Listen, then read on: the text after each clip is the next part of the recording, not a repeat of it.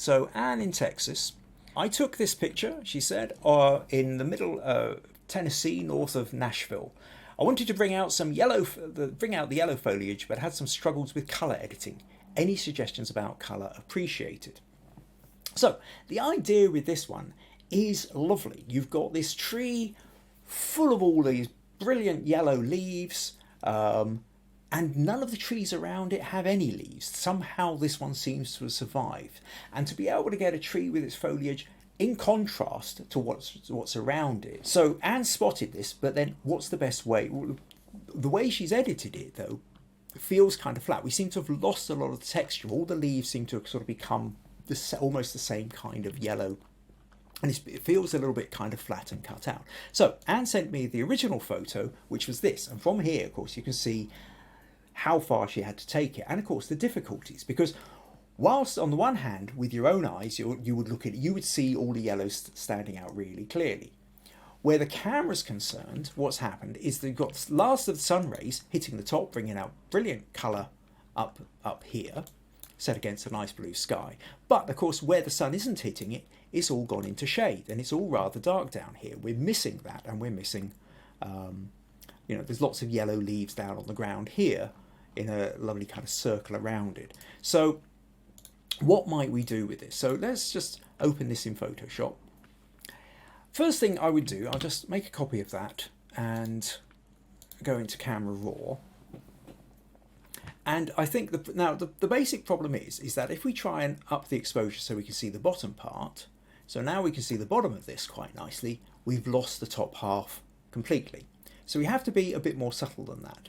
So whilst we might be able to nudge that up a little bit, we've kind of got to be a bit careful here that we don't start blowing out the sky. So what we're really wanting to try and do is bring out some of the detail in the shadows. So here I can go to the shadows and I can take that slider to the right, and we can immediately see that's giving us a little bit more here. Maybe if I just up the blacks a little bit as well, then that also takes a little bit of the shadows out. And now the darker part is starting to get closer. There's not such a massive tonal difference between the top and the bottom. That immediately gives us a good starting point to this. Now I'll just copy that again. Well, what I would also do, let's just crop this in a little bit. I think it's given that that's kind of in the middle, we may as well just make it kind of properly in the middle, just sitting there, and then maybe kind of bring the bottom bit up a little bit as well, so that we kind of keep it landscape. So now we've got that crop. I think if I copy that again, what else can we do with this? So if we go back into Camera Raw, what I'm going to do, I think the first thing I would do is then add a vignette. So that's just bringing the sides in a little bit. Now Anne had already done that to an extent, so we play around with that, and that sort of brings our focus in a little bit more here. Now we're back in here, we could maybe nudge those shadows up just a little bit more, bring it up a touch, take the highlights down, and then use the clarity tool. I think maybe just the clarity just would help kind of pull the detail out a little bit more. So now if I click OK with that, we've got a little bit more kind of going in. Now another option here, I'm going to copy this layer.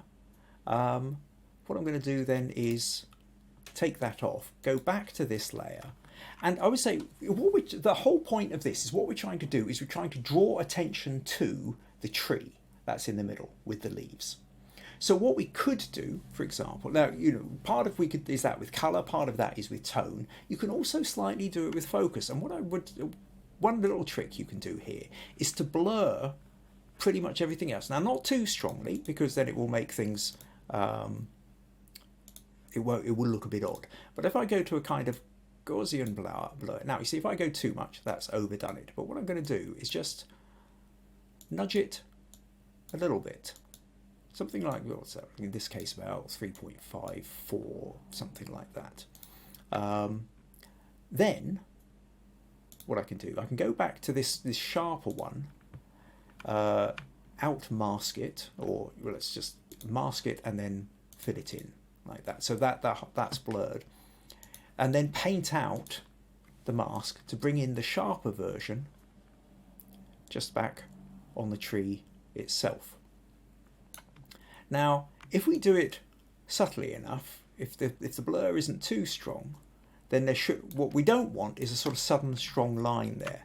But if we do it now, if that's too strong, then maybe on the layer below we just reduce the opacity a little bit so that it's sort of slightly less obvious. But the simple fact that we've now got a kind of sharper tree, and maybe some of those little leaves just underneath it, and everything else is just sort of slightly blurrier, that's another trick which helps to sort of bring our attention to it as well. Now, and then finally, if I select all, copy, paste, so we've now got this version sitting on the top. What you could also do is a little bit of dodge and burn. So we take the dodge tool. Now I've got this set of midtones, say like sort of 16 or something like that. And if I sort of rub over the top, you can see I just slightly lighten. This is going to sort of lighten the midtones. I'm going to just lighten up the little bits of. It's maybe a bit too strong, but okay, something like that. But also then use the burn tool. The burn tool will touch shadows in 4%. And that just makes the dark stand out a little bit, makes darks a little bit darker, the lights a little bit lighter. Maybe run it over those bits there, get a little bit more shadow in the trees. So ultimately then, now we've got something like this. Now, this is a very quick version. Obviously it would take a bit more time, a bit more subtlety about it, but that use of dodge and burn, that use of brightening the shadows, the use of the clarity tool, the use of sharpness and blurriness, all these kind of things then help to draw your attention back to. I mean, well, you could, for that matter, even if we grabbed a curves tool and then just pulled that down a fraction, you just kind of slightly darken the outside a bit. It makes the tree seem to stand out even more. In fact, actually, what I might do is just take that down 50% and just bring in the tree that was underneath it, so they've still got a little bit more light in the sky there, something like that. So so in the end, if I remove those, keep the background one in, what we've done is we've gone from that to that, and it gives you a sense of what you can do. So I hope that gives you some ideas, Anne. Hopefully that should be a little bit useful. So thanks for sending that one in. That was fun.